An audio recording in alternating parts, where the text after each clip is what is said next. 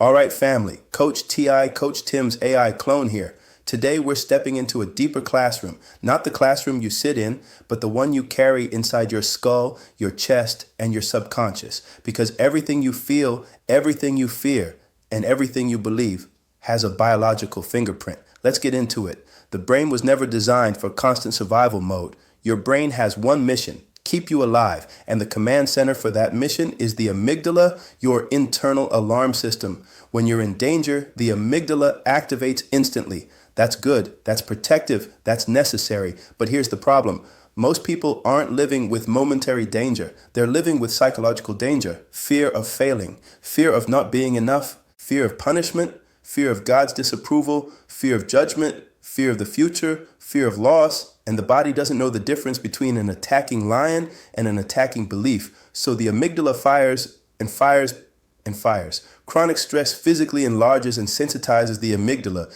making it hyperreactive. This creates heightened anxiety, overthinking trouble, making decisions, emotional volatility, constant vigilance, low resilience, fatigue. Right now, 70 to 80% of adults live in some form of chronic survival state, not because of their environment, but because of the beliefs they inherited.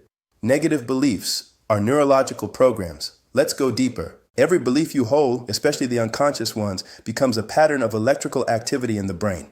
If you grew up around fear-based religion, God is angry, doctrines, you're sinful, broken, unworthy, messaging, threat-based spirituality, constant guilt and shame, conditional love, perfectionistic expectations, your nervous system internalized those beliefs as danger signals. Fear-based spirituality activates the amygdala the same way trauma does. Your brain literally learns, if I mess up, I'm in danger.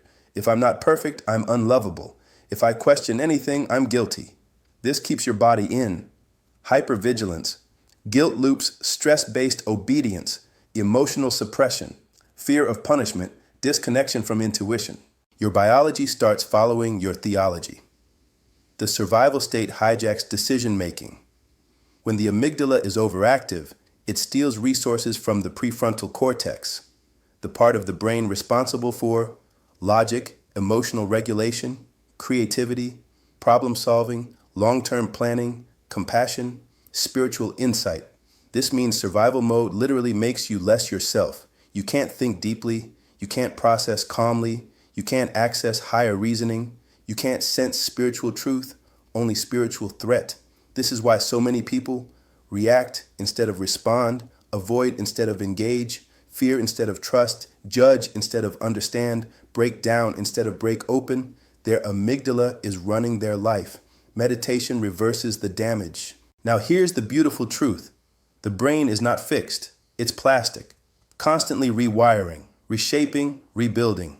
A major study showed that 27 minutes of meditation per day for 8 weeks increased the size of brain regions tied to learning, memory, empathy, and emotional regulation, reduced the size and reactivity of the amygdala, lowered cortisol and stress hormones, improved mood, focus, and emotional balance. Meditation does not make you less religious. It makes you less afraid. It reduces the power of fear-based doctrines and increases your capacity for awareness, discernment, compassion, connection, inner peace. Spiritual intelligence meditation turns off survival mode, so your soul can finally speak. You are not your fear. You are the one who observes it.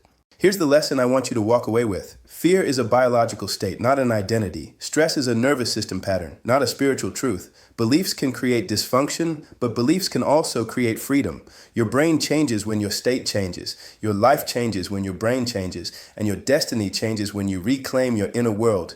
This is only the beginning. In part 2, we're going deeper into how belief rewires the body, how trauma changes spiritual perception, and how to rebuild your nervous system into a sanctuary instead of a battlefield.